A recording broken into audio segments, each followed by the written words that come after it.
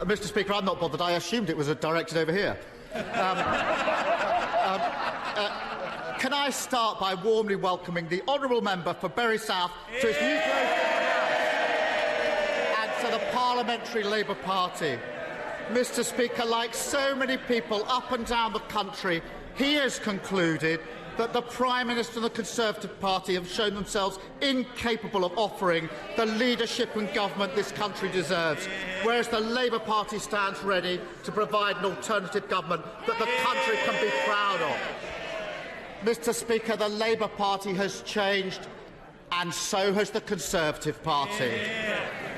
He and anyone else who wants to build a new Britain built on decency, security, prosperity and respect is welcome in my Labour Party.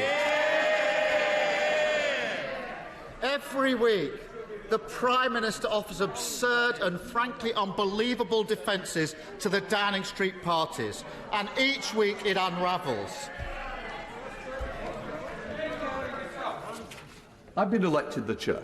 I don't need to be told how to conduct the business. So if somebody wants to do some direction, I'll start directing them out of the chamber. Keir Starmer. Mr. Speaker, I see the very noise. I'm sure the Chief Whip has told them to bring their own booze.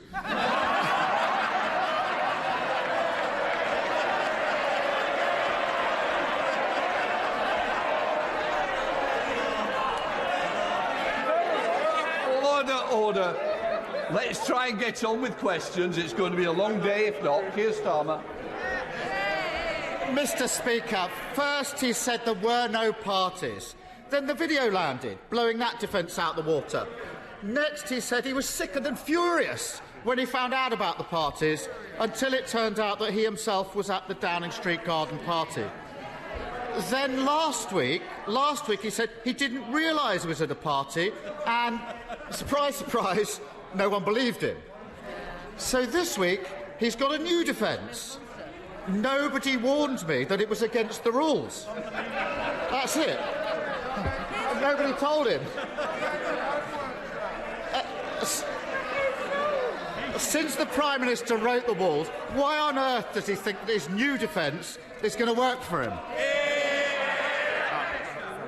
Thank you, Mr. Speaker. Well, he talks about the rules, and let me repeat what I said to the honourable lady across the aisle earlier on. Of course, Mr. Speaker, we must wait for the outcome of the inquiry.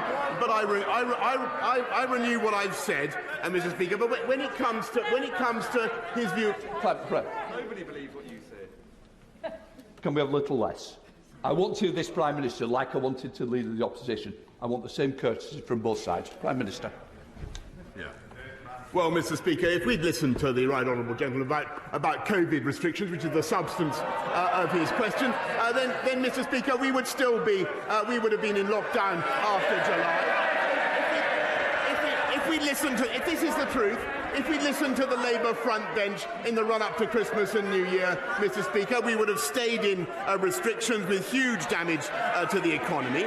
And it's because of the judgments that I've taken and that we have taken in Downing Street that we now have the fastest-growing economy in the G7 and GDP, Mr. Speaker, now back up above pre-pandemic levels. And as for Bury South, Mr. Speaker, as for Bury South, let me say to the right gentleman, Mr. Speaker, by all leave, may I say to the right honourable gentleman that the Conservative Party won Bury South for the first time in generations under this Prime Minister, with an agenda of uniting and levelling up and delivering for the people of Bury South. And, Mr. Speaker, we will win again in Bury South at the next election under this Prime Minister.